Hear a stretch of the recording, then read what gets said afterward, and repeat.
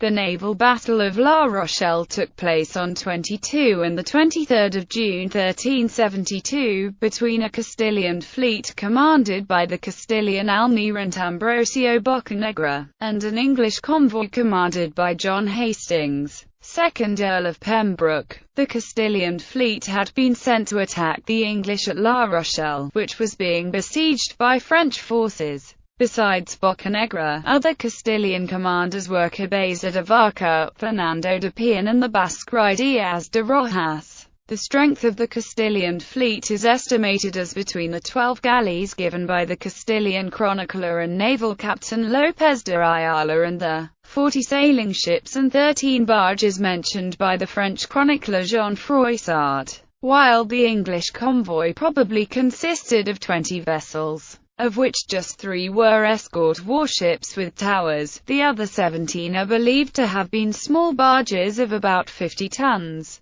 The Castilians used their superior number of ships and fighting men to overwhelm the English. The victory was complete and the entire convoy was captured. On his return to the Iberian Peninsula, Boccanegra seized 4 additional English ships. However, the English recovery was swift, and the following year saw a resurgence of English naval power along the French coast. Background: in 1372 the English monarch Edward III planned an important campaign in Aquitaine under the newly appointed lieutenant of the duchy, the Earl of Pembroke. He contracted to serve a year in the duchy with a retinue of 24 knights, 55 squires and 80 archers, besides another companies led by Sir Hugh Calverley and Sir John Devereux, who finally did not serve or did not appear. Pembroke received instructions to recruit a host of 500 knights, 1,500 squires and 1,500 archers after his arrival in France. One of Edward's clerks, John Wilton, was appointed to accompany the Earl with a large amount of money to pay the troops.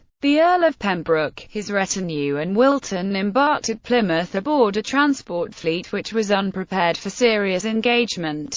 Jean Froissart, in one of his 2 descriptions of the battle, put the English force on, perhaps 14 ships. A fleet of 20 vessels is considered a creditable force, as most of them were small transports, so Philip Courtenay, the Admiral of the West, was detached to escort them with 3 ships with large tonnage and towers utilizable by archers. The English rule in Aquitaine was by then under threat. Since 1370 large parts of the region had fallen under French rule, and in 1372 Bertrand du Guesclin laid siege at La Rochelle. To respond to the demands of the Franco-Castilian alliance of 1368, the King of Castile, Henry II of Trastamara, dispatched a fleet to Aquitaine under Ambrosio Boccanegra, who was seconded by Cabeza de Vaca, Fernando de Peon and Ruy Diaz de Rojas. The size of this fleet is also uncertain. According to López de Ayala, it was composed of 12 galleys. Froissart, in his first relation, mentioned 40 sailing ships and 13 barges, but later reduced this numbers to 13 galleys. Quatre Premiers Valois and Chronicles Pays Bas mention respectively 20 and 22 galleys. Battle. On the 22nd of June the English convoy arrived at La Rochelle and the battle began as Pembroke's ships approached the harbour. This lay at the head of an inlet which was partially unnavigable at low water. The first Castilian attacks met strong resistance. The English, despite the inferiority of their numbers, defended themselves well. At dusk, when the tide rose, the 2 fleets separated, though they had lost 2 or 4 vessels. According to Froissart, the English were not yet defeated. Pembroke then withdrew some way from land, while Boccanegra anchored in front of La Rochelle. The chronicle Quatre Premiers Valois, unlike López de Ayala and Froissart, implies that only some skirmishes took place on the first day, as Boccanegra would have ordered his galleys to withdraw, reserving them for the main action. According to this chronicle, the anchoring sites were reversed. The English off the town and the Castilians on the open sea. Froissart described a discussion between Pembroke and his men during the night of 22–23 June regarding how to escape the trap. An attempt to escape under the cover of the night was dismissed due to the fear of the Castilian galleys, as well as another to enter La Rochelle because of the low draft of the passage.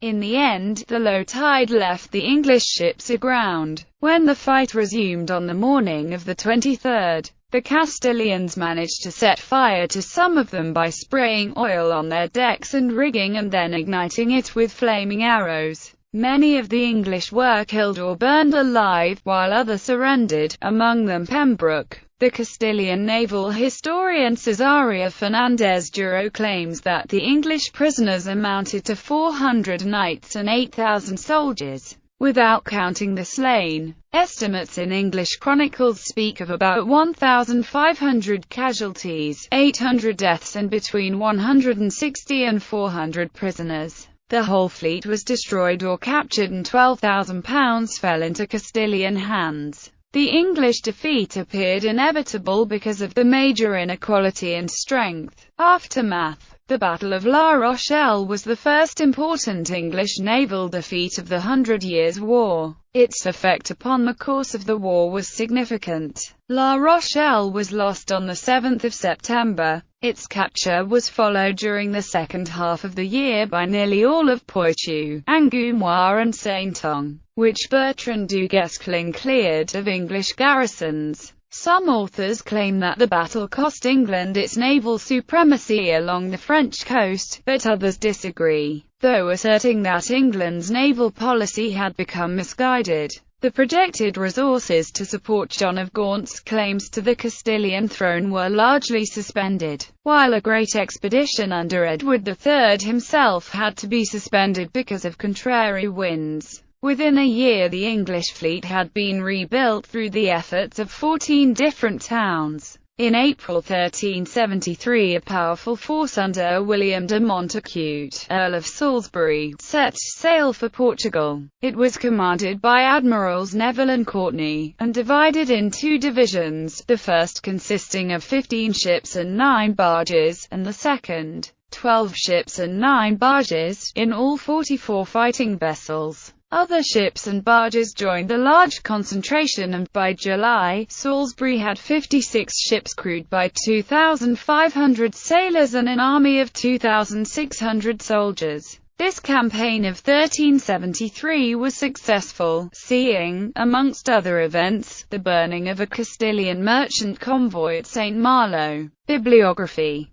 Fernández Duro, Cesarea. La Marina de Castilla desde su origen y pugna con la de Inglaterra hasta la refundición en la Armada Española. Madrid. El Progreso Editorial. Harris, Gerald. Shaping the Nation. England 1360–1461. Oxford. Oxford University Press. ISBN 0-19-921119-1. Hill, J.R. Rampt, Bryant. The Oxford Illustrated History of the Royal Navy. Oxford. Oxford University Press. ISBN 0-19-860527-7. Sherborne, W. Tuck, Anthony. War, Politics, and Culture in 14th-Century England. London. Continuum International Publishing Group. ISBN 1-85285-086-8. Villalone, J. Andrew, Kagay Donald J. The 100 Years' War. A Wider Focus. Leiden. Brill. ISBN 90-04-139699-9.